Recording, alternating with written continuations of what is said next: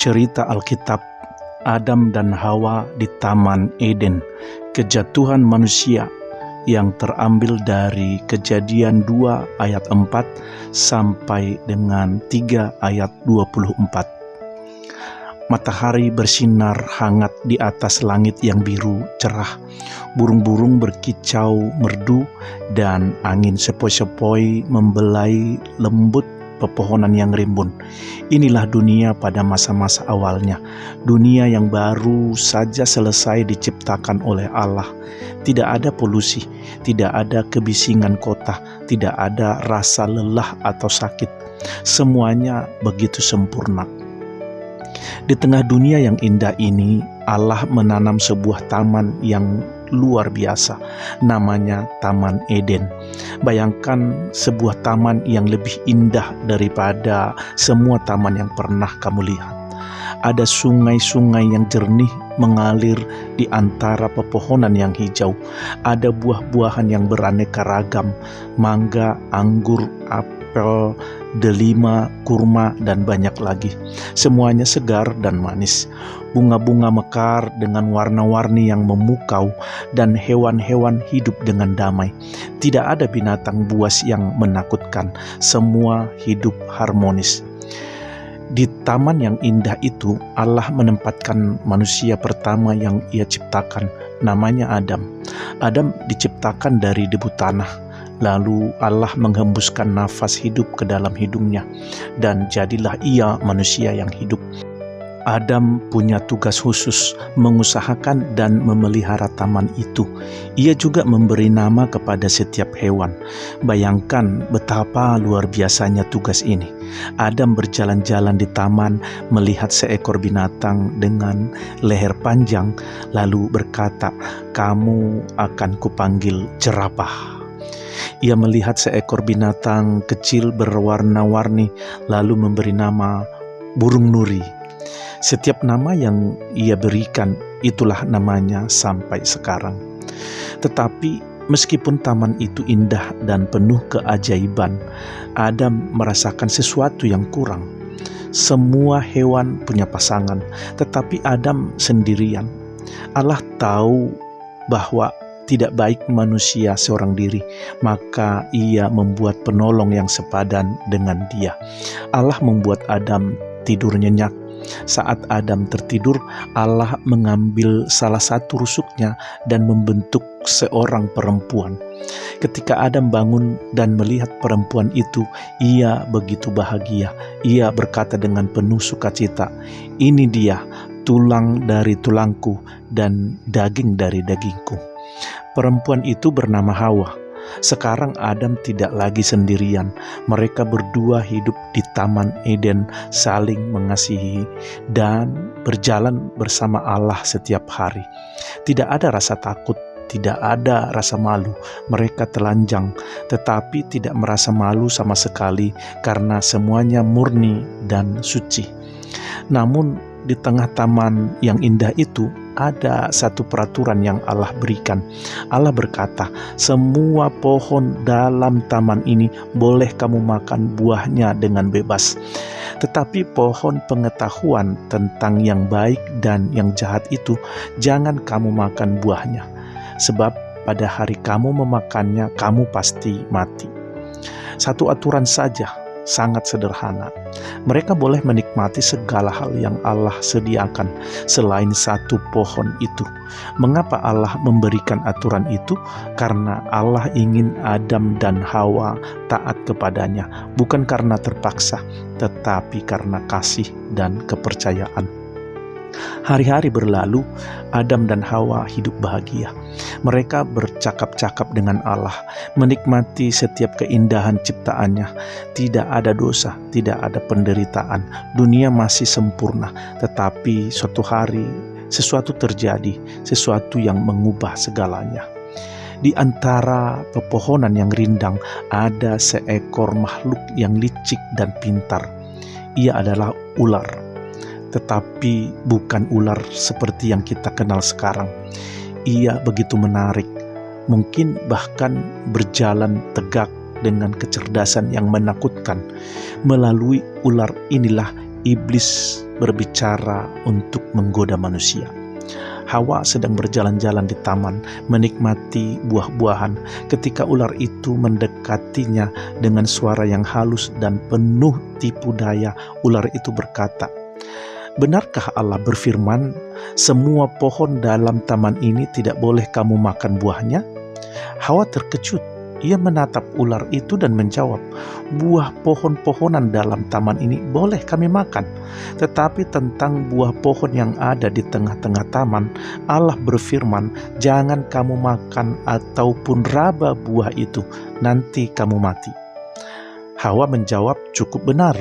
Meskipun ia menambahkan sedikit, Allah tidak bilang jangan diraba, hanya bilang jangan dimakan. Itu kesalahan kecil, tetapi menunjukkan sesuatu. Hawa mulai membuka ruang untuk godaan. Ular itu tersenyum licik, lalu berkata dengan tegas, "Sekali-kali kamu tidak akan mati.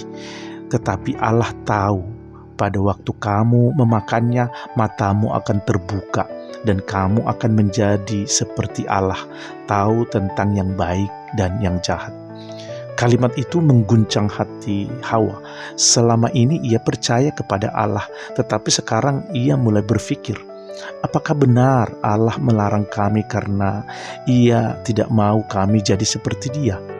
Apakah Allah menyembunyikan sesuatu? Hawa memandang pohon itu. Pohonnya indah, buahnya tampak enak, dan pikiran itu terus menggoda.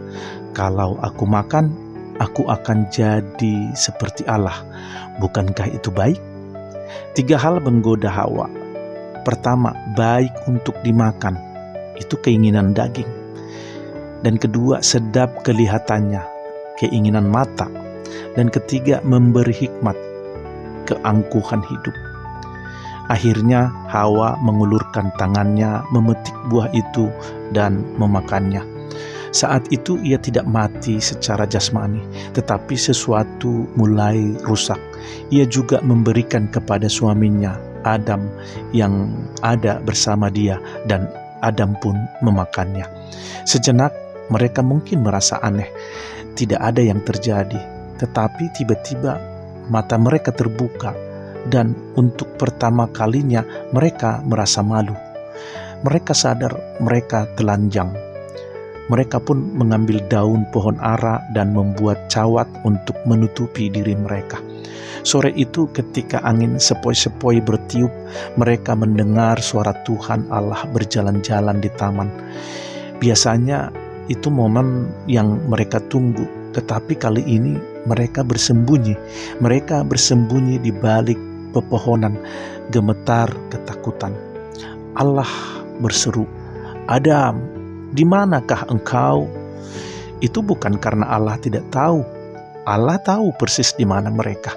Tetapi Allah ingin mereka mengakui kesalahan mereka. Adam menjawab dengan suara gemetar, "Aku mendengar suaramu di taman. Aku takut karena aku telanjang. Sebab itu aku bersembunyi." Allah bertanya lagi, "Siapa yang memberitahukan kepadamu bahwa engkau telanjang? Apakah engkau makan dari pohon yang kuperintahkan jangan kau makan buahnya?" Adam menjawab, "Perempuan yang kau tempatkan di sisiku, dialah yang memberi dari buah pohon itu kepadaku, maka ku makan." Adam menyalahkan Hawa, bahkan secara tidak langsung menyalahkan Allah. Lalu Allah bertanya kepada Hawa, "Apakah yang telah kau perbuat ini?" Hawa menjawab, "Ular itu yang memperdayakan aku, maka ku makan." Mereka berdua saling melempar kesalahan, tetapi Allah tidak membiarkan dosa tanpa hukuman. Allah mengucapkan hukuman kepada ular, "Engkau akan merayap di perutmu dan debu akan kau telan seumur hidupmu. Aku akan mengadakan permusuhan antara engkau dan perempuan ini, antara keturunanmu dan keturunannya. Ia akan meremukkan kepalamu dan engkau akan meremukkan tumitnya."